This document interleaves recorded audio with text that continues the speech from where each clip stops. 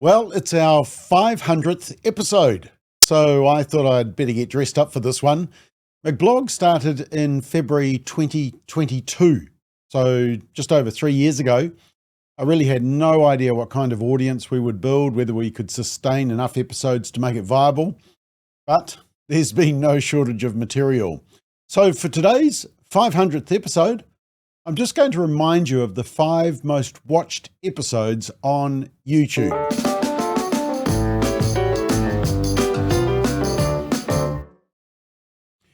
Now, before I show you the top 5 McBlogs as viewed on YouTube, according to your views, I want to show you the very first episode.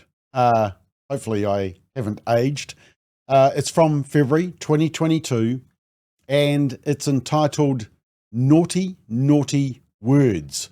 Are you guilty of using non-inclusive language? Naughty You, the University of Washington in Seattle, had released a list of words to replace racist, sexist, ageist, ableist, homophobic, and transphobic, or otherwise non-inclusive language. And you could find out whether you'd been a naughty boy, a girl, person. And one of the banned words is blackout. Shocking word. So in this very first episode, I did some investigating just to look around the media in New Zealand, and also just look at some websites and businesses and see whether we're guilty in New Zealand of using some of these terms. And I saw this on the One News website that apparently the UN has a blacklist. I mean, you can't use that term. Here's the Māori news service, and they have a Lama sex suspect blacklist as well. The Australian were talking about this anti-vax messages and the use of a term blackfishing, which it comes from the term catfishing. And blackfishing apparently includes a wide range of behaviours that, such as falsely claiming to be black or co-opting the experiences of black people. There we are. But apparently you shouldn't be using that term. And it was interesting, while I was preparing for this, I actually saw an email from Spark, which talked about a brownout. And I didn't know what that was referring to. And apparently it's a type of a power outage. And you'll see there that you can have a permanent fault, a blackout, but you can also have a brownout, which is a drop of voltage in an electrical power supply. So, I mean, that is just completely offensive, and, you know, they just should not be using that. Yeah, so there we are. We've been politically correct since 2022. That was our very first episode. So on to the 5 most popular McBlogs of all time on YouTube, according to your views. We'll start at number 5, and it comes from July 2024. Entitled Dragging Down 7 Sharp. And it was about state broadcaster TVNZ's 7 Sharp program that weren't that happy that drag queens aren't allowed to read LGBT++ books to children. So they did some campaigning. And it wasn't what they showed that was the problem. It's what they conveniently didn't show. But in this episode, we did. Here's just a little extract. On stage to adults. Once in a while, there'll be a request for storytime events for children. The Upper Hutt Library had one planned late last month. For 6 weeks, they'd promoted it without issue until it was shared by Family First and... Oh, Family First, the group that should not be named and definitely shouldn't be interviewed lest they indoctrinate the viewers with common sense and biology. Interestingly, though, they rushed through the posts that we put up on Facebook. So what did the haters gonna hate actually say? Well, I'm glad you asked. We firstly said simply this: happening at Upper Hutt Libraries next week, drag king Willie Smackintosh. Yep, definitely no sexual innuendo, nothing sexual at all. They just want to show off their excellent reading skills and be with young children. P.S. Interested in buying a bridge. Now, there was 513 comments, 88 shares, all comments saying what the, and absolutely incredulous that this was happening. But remember, New Zealand is full of fundamentalist Christians, according to the program. I mean, even Sean Plunkett from the platform questioned the whole arrangement, and I didn't realise he was a fundamentalist Christian. Glory be. Yeah, now the interesting thing is that the media never ask us to elaborate on why we opposed sexualised adult entertainment as role models for children.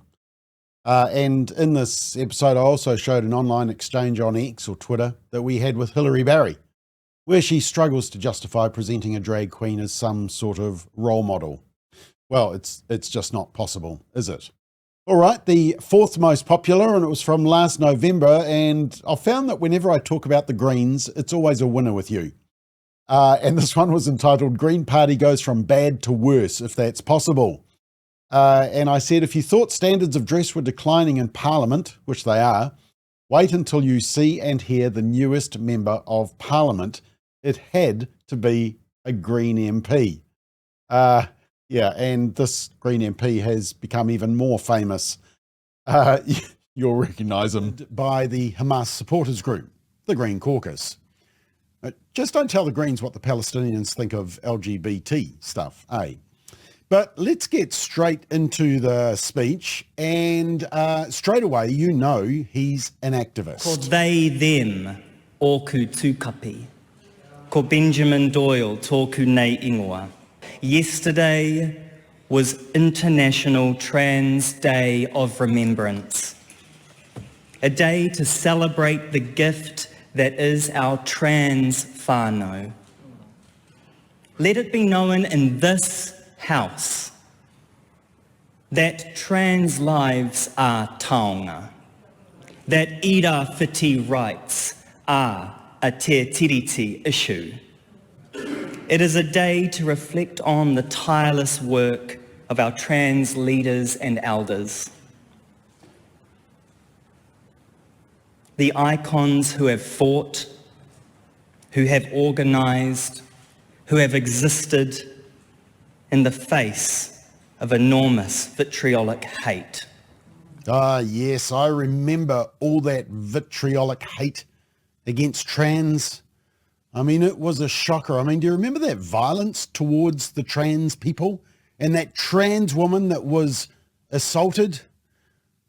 Oh, hang on. No, she's not trans. Okay, look, sorry about that. Forget what you saw that. Let's keep going. A hate, I might add, that was imported to Aotearoa by colonisation. Oh yes, look at all these colonisers. Yeah.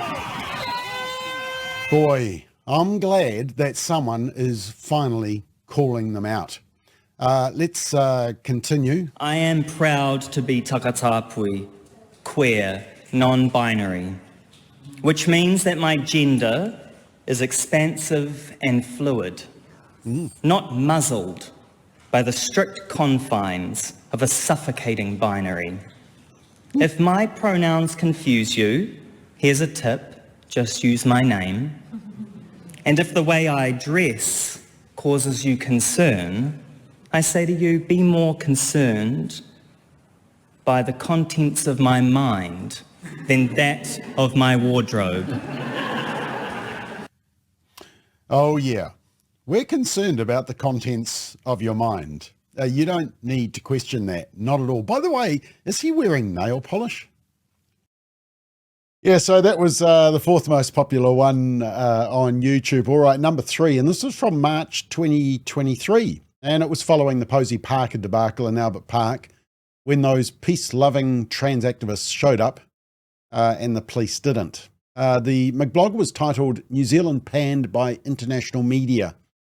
And I said that New Zealand didn't cover itself in glory with the horrendous scenes we saw with the Posey Parker Women's Rights Speaking Tour, which was shut down with violence. We checked out the international coverage and commentary. It's not pretty.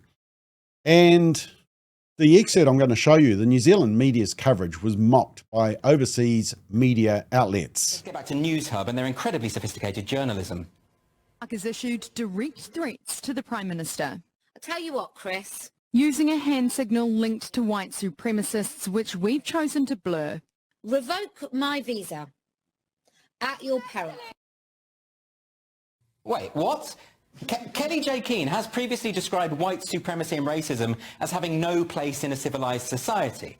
So if she was lying about that and wanted to keep her evil views secret, Why would she start making overt white power gestures with her hand? None of this makes sense until you take away the blurring effect that Newshub have put on the clip. Newshub would like you to believe that this is the OK symbol, which has been co-opted by certain far-right groups. But when you watch the original footage, you can see she's just adjusting the zip on her top. Let me just tell you this. Revoke my visa at your peril. But of course, by blurring it out, Newshub can make it look a lot more sinister. As the commentator and podcaster Stephen Knight pointed out on his latest Substack, in that same video, Keane goes on to defend the speech rights of Maori women. As Knight puts it, that's an odd flex for someone intending to signal to their white supremacist supporters. Of course, defamation... Yeah, well, of course, Newshub is no more, so they can no longer blur out the facts. And in that episode, there was plenty of other examples of international media, including Fox News, Sky News, Kiwi journalist Dan Wootton, who's based in the UK, and Ben Shapiro from Daily Wire, talking about that Posey Parker debacle. All right, on to number 2. Last November, when Donald Trump defied the odds, defied the polls, and defied the mainstream leftist media, and won the presidency. And I published this one, New Zealand media defeated by US election. I said last week wasn't a good week for the news media. Trump won, the media were defeated, in perhaps a mortal blow to their trust and integrity. And X, formerly Twitter, is now the news platform of choice as the mainstream media worldwide disappears in a cloud of distrust. And here's a little excerpt. Now, look, you may be saying, what's the international media got to do with New Zealand? For example, what's the New York Times got to do with New Zealand? Well, I'm glad you asked, because the New Zealand Herald regularly reprints New York Times articles. Here's a Google I did, and look, there's a heap of them. In fact, here's a reprint just after the election. The New York Times editorial board, this is in the Herald, America makes a perilous choice. And Radio New Zealand regularly uses left-wing media, CNN and Reuters. Stuff uses ITV and Associated Press, which are both very left-wing outlets. So yes, we need to understand the international media directly affects us. And unfortunately, we don't have a counterbalancing Fox News or the Australian newspaper or the UK's Daily Telegraph.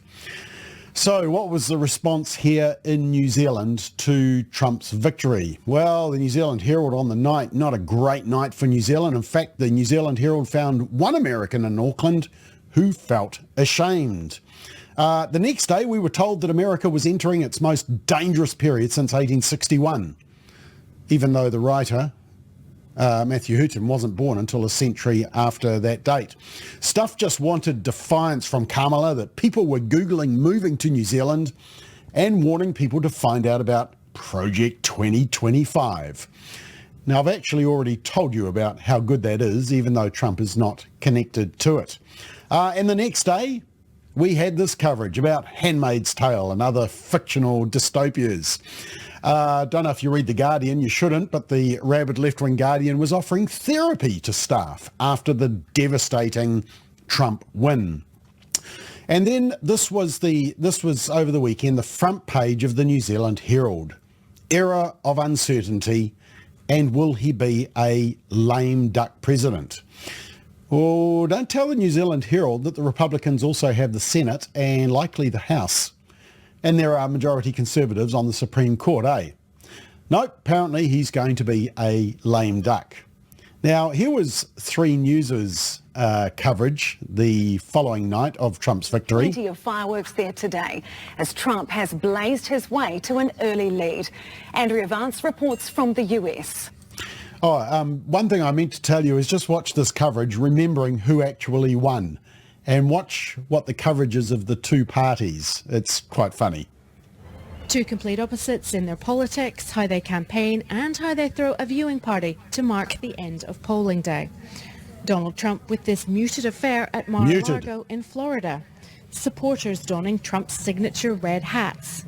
Trump himself reported to be watching nearby with his closest friends and family, and Elon Musk. Meanwhile, in Washington, D.C., it's a very different vibe. Party on! Harris holding a watch party at Howard University, where she once studied. with performances on stage and an energised audience. Now, don't tell 3 News that actually that party was wrapped up early.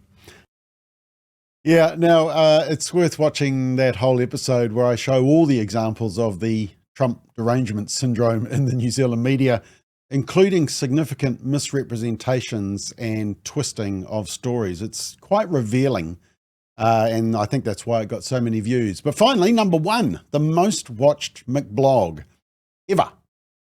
Gaining just under 200,000 views on YouTube alone. And this was just over a week before the US presidential election. We spoke to Vice President Kamala Harris. Well, sort of. Well, it's an honour and a privilege to meet the Vice President Kamala Harris, who could be elected President of the United States in the upcoming election. Kamala, really appreciate your time. How's the campaign been going for you? You know, we've been really busy, and, I expect a gift basket of some sort for, me even doing this for you. I have to convince Americans to vote for me. I don't have time to sit and speak to New Zealanders or New Zealanders like yourself. But I have to do it for the world. The people want to see the interviews. So it's just been a very busy time. Quite frankly, I'm tired. How have you found the public speaking gigs? I mean, you've been in front of big crowds. You've had to use the teleprompter a lot. Has that been quite a task? Many people have been fired in the recent weeks. One time a teleprompter got unplugged. It was completely ridiculous and unnecessary, the amount of strain that I felt. It's really hard. You have to know what to say, when to say it. And, that's been a big challenge. So we've dealt with that accordingly as we move along right now. Yeah, so she did a very good job. In fact, I did one with a Trump impersonator as well. He didn't sort of look as much like Trump as SD looked like Kamala, but he sounded very good. But anyway, there we have it. That's the top 5 McBlogs as we reach episode number 500. Now, I should just give special mention to one particular McBlog that also went viral, but not on our YouTube channel. And that's because the mainstream media actually talked about the McBlog, but they downloaded their own copy and didn't link to ours. But that's okay. Everyone saw it. And it is this one, Face the Media, Jessica, then Tova. We are now happy to take questions. Prime Minister Tova. Anthony, what is this? Just like we have every other time if we do it together. We're now happy to take your questions. Tova. And together, that's exactly what we are going to do. Happy to take questions. Tova. Thank you. How close are we to determining this? And I encourage you to share that information with others. We are now happy to take your questions. Jessica. Prime Minister, are you satisfied? Now happy to take your questions. Jessica. Prime Minister, what buffer is it giving you? Happy to take questions. Jessica and then Tova. Prime Minister, have we peaked? Please do remain absolutely cautious. Yeah, Jessica. Be patient and be kind. We'll now happily take questions. Jessica then Tova. Where are we at with our vaccination? Please do look after yourselves. We'll now take questions. Jessica then Tova. What's the difference? For now though, we're happy to take questions. Jessica. More details about the truck driver. But for now, we'll open up. Jessica. So the 24 new cases. And we collectively keep going. Happy to take questions. Jessica. If you were... We're now open to questions. Yeah, Benedict, and then I'll come to Tova. Now happy to take questions and feel free to direct them to Professor Henry as well. Jessica and then Tova. Prime Minister...